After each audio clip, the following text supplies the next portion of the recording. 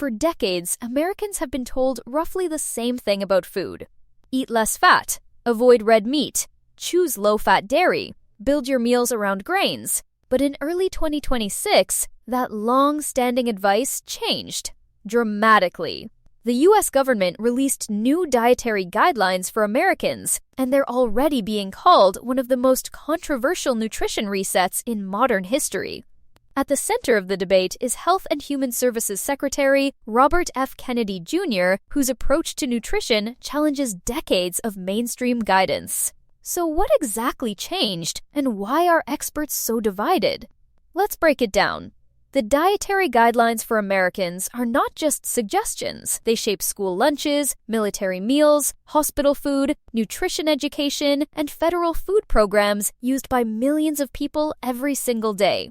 When these guidelines change, the ripple effects are massive. This year's update sends a clear message. Eat real food. Avoid ultra-processed foods. And stop fearing foods that were once labeled as unhealthy.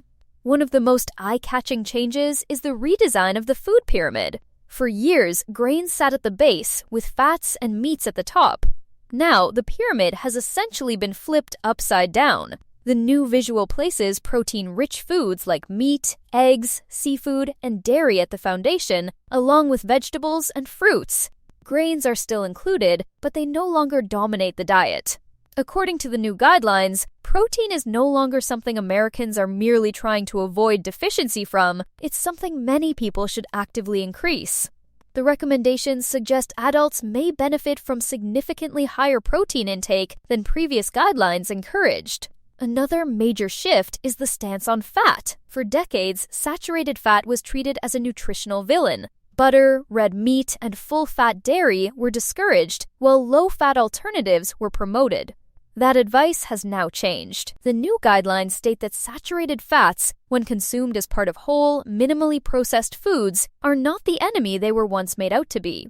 Full-fat dairy products like whole milk and cheese are no longer discouraged. Red meat is no longer framed as something to avoid entirely. Instead, the focus is on food quality and processing, not just fat content. And that leads to one of the strongest messages in the new guidelines. Ultra-processed foods should be reduced as much as possible. Ultra-processed foods include packaged snacks, sugary cereals, sweetened drinks, ready-to-eat meals, and many items found in the center aisles of grocery stores. These foods now make up more than half of the average American's daily calories. The guidelines argue that this, more than fat or meat, is a major driver of obesity, diabetes, and chronic disease. Added sugars are also heavily criticized, with strong recommendations to limit sugar intake as much as possible. So while fats and proteins are being reconsidered, sugar and highly processed foods are being targeted more aggressively than ever. Importantly, fruits and vegetables are still strongly encouraged. The guidelines continue to emphasize fiber-rich foods, colorful vegetables, and whole fruits as essential parts of a healthy diet. Whole grains are still included too, just not as the dominant foundation they once were. Supporters of the new approach argue that this is a return to common sense. They say humans thrived for generations on whole foods, animal protein, natural fats, and seasonal produce, not packaged products engineered in factories. They also argue that telling people simply to eat real food is easier to understand than counting calories, fat grams, or cholesterol numbers. But critics strongly disagree. Many nutrition experts say the new guidelines ignore decades of research linking high saturated fat intake to heart disease.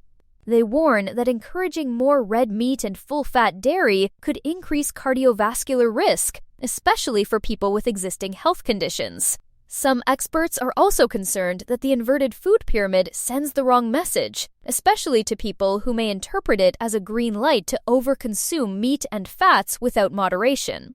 Others question whether the guidelines are fully grounded in scientific consensus or influenced by ideology. Another concern is public confusion. For years, people were told one thing. Now they're being told the opposite. Low fat became high fat. Avoid meat became eat more protein. Grains went from essential to optional. Critics argue that frequent reversals erode public trust in nutrition science. Still, even many critics agree on one point. reducing ultra-processed foods is a positive step. There is broad agreement that modern diets heavy in sugar, refined carbohydrates, and packaged foods contribute to poor health outcomes. So what does all of this mean for you? It doesn't mean you suddenly need to eat steak every day or drown your food in butter. It does mean paying closer attention to food quality. It means choosing foods with fewer ingredients, less processing, and more nutritional value. It means being cautious with sugar and packaged foods, regardless of what diet you follow. And it means understanding that nutrition is not one size fits all. Age, activity level, medical history, and personal health goals all matter. The 2026 dietary guidelines mark a major turning point in how the U.S. government thinks about food. Whether this shift leads to better health outcomes or more controversy remains to be seen. But one thing is certain: the conversation around what we eat, why we eat it, and who decides our food rules is far from over.